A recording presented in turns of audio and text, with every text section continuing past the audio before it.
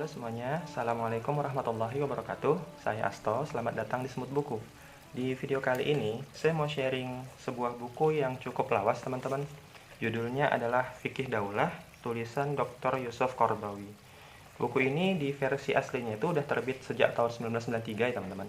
Nah, adapun versi terjemahannya yang sekarang ini ada di tangan saya adalah terbitan Pustaka Al-Kautsar tahun 2018. Nah, jadi sebagaimana judulnya, buku ini tuh berisi tentang serba-serbi bahasan tentang daulah atau negara Islam, sesuai dengan yang dipahami oleh penulis. Mulai dari kenapa wacana negara Islam itu muncul, dari mana dia eksis, dan kenapa dia itu dianggap penting gitu bagi kaum muslimin. Terus juga bahasan tentang karakteristik yang menjadi pembeda antara negara Islam dengan sistem lainnya. Sampai juga ke bahasan soal hal-hal yang mungkin banyak disalahpahami ya tentang negara Islam. Nah, detail dari cakupan bahasan di buku ini teman-teman bisa teman-teman lihat di daftar isi yang nanti akan saya share di bagian akhir dari video. Terus buku ini juga mengangkat beberapa pertanyaan klasik yang mungkin banyak diajuin ya. Kayak misalnya, boleh nggak non-muslim itu ikut dan dipilih dalam pemilu? Nah, jawabannya adalah boleh teman-teman. Terus boleh nggak kalau perempuan itu masuk ke kancah politik atau aktif sebagai pejabat publik? Nah, jawabannya juga boleh. Terus boleh nggak kalau negara itu menuntut atau memperkarakan warganya yang melakukan maksiat di ruang privat gitu, kayak misalkan zina atau minum minuman keras gitu. Nah, ternyata nggak boleh teman-teman, kecuali kalau memang itu dilakukan di ruang publik atau pelakunya sendiri yang mempromosikannya secara terang-terangan gitu. Nah, itu ceritanya lain lagi. Nah, penjelasan tentang semua itu bisa teman-teman dapat di buku ini ya. Tapi dari semua bahasan yang ada di buku ini, barangkali ada dua hal ya yang menurut saya cukup menarik untuk dibahas, untuk diangkat gitu. Pertama adalah soal relasi antara Islam dan demokrasi.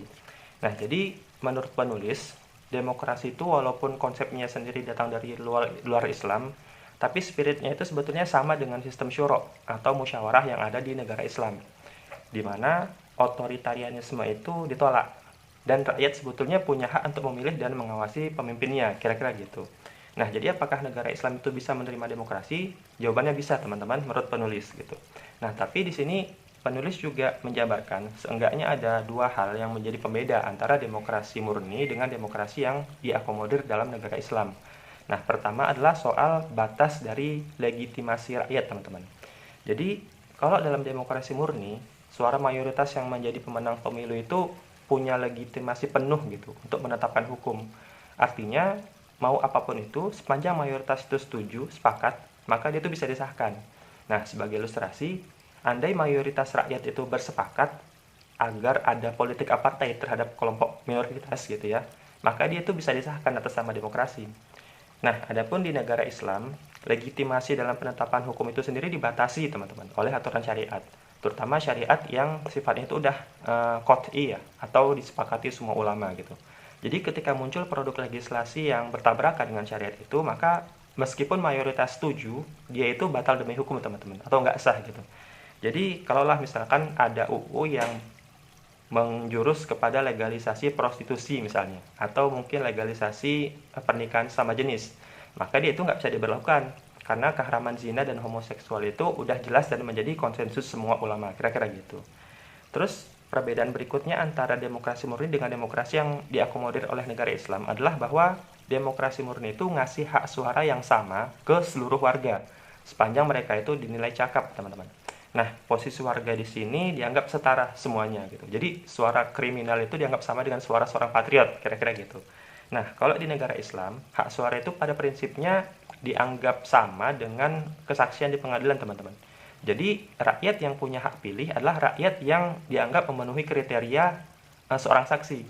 Jadi selain cakap, yang bersangkutan juga harus adil, teman-teman. Dan dia dianggap punya pengetahuan yang cukup untuk memilih. Nah, ini menarik ya, teman-teman. Karena kalau beneran itu bisa diterapkan, maka dia itu bisa menghindari praktik jual beli suara atau praktik mungkin jual beli kucing dalam karung lah gitu ketika pemilu gitu. Walaupun sayangnya di buku ini nggak diceritain ya gimana caranya memfilter orang-orang dengan kriteria yang kayak gitu di negara yang penduduknya sangat besar dan tersebar kayak Indonesia gitu. Terus hal kedua yang juga menarik dari buku ini teman-teman adalah konsepsi bahwa negara itu Islam itu bukan teokrasi ya teman-teman. Nah, ini jujur baru saya dengar karena awalnya saya juga menganggap kalau negara Islam itu ya teokrasi gitu.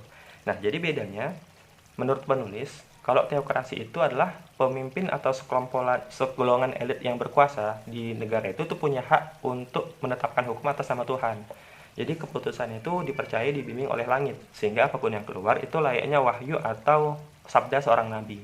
Nah, adapun di negara Islam, konsep yang kayak gitu itu sama sekali nggak berlaku, teman-teman. Jadi negara Islam itu adalah negara sipil. Jadi produk perundang-undangan yang dibentuk oleh pemimpin atau penguasa itu adalah produk yang sebetulnya bisa salah dan bisa benar. Jadi dia sama sekali nggak dianggap sebagai hukum Tuhan, dan oleh karena itu dia bisa digugat, teman-teman. Nah, adapun hukum Tuhan sendiri atau syariat itu nggak ditetapkan oleh penguasa, melainkan oleh konsensus dari para ulama. Dan posisinya itu lebih kepada backbone gitu, teman-teman, dari sistem perundang-undangan. Atau kalau di kita ya mungkin kayak undang-undang dasarnya gitulah gitu. Sehingga pada praktiknya itu akan jauh lebih banyak aturan hukum yang secara substansi itu sebetulnya ada di wilayah yang profan, teman-teman. Yang itu nggak diatur secara spesifik dalam nas atau dalil agama. Semisal aturan kependudukan, terus transportasi, industri, perdagangan, lalu lintas, dan sebagainya gitu ya. Jadi aturan yang profan tadi itu nggak bisa disakralkan hanya karena dia itu ditetapkan oleh pemimpin negara Islam. Nah, kira-kira gitu, teman-teman. Nah, dari semua penjelasan yang saya dapat dari buku ini, teman-teman, saya terinspirasi satu hal ya, yakni bahwa negara Islam itu sebetulnya nggak sesaklek atau seeksklusif yang sering dicitrakan sebagian orang gitu. Jadi kalau kita tahu gambaran utuhnya, detil-detilnya, sebetulnya konsep negara Islam itu ya normal aja gitu, sama make sense-nya dengan konsep negara lain gitu. Walaupun kalau kita kembalikan lagi ke konteks buku, konsep yang ada di buku ini tentunya merupakan buah pikiran Yusuf Qaradawi sebagai penulis gitu, yang bisa jadi ada perbedaan dengan yang dipahami oleh tokoh lainnya atau ulama lainnya gitu. Ya, sah-sah aja menurut saya ya. Dan bagi kita sendiri, semua itu mungkin bisa jadi penambah khazanah ilmu yang bikin kita jadi punya lebih banyak perspektif gitu. Nah, akhir kata, buku ini merupakan buku yang menurut saya cukup bagus ya, teman-teman. Kualitas terjemahannya juga oke.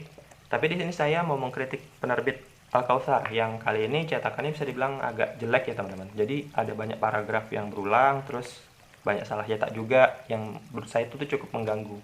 Tapi semoga semua itu tetap nggak mengurangi manfaat dari buku ini. Oke, teman-teman, itu aja review dari saya terkait buku ini. Makasih buat teman-teman yang udah meluangkan waktunya untuk nonton video ini sampai akhir. Silahkan like kalau teman-teman suka dengan video ini, dan dislike aja ya kalau nggak suka.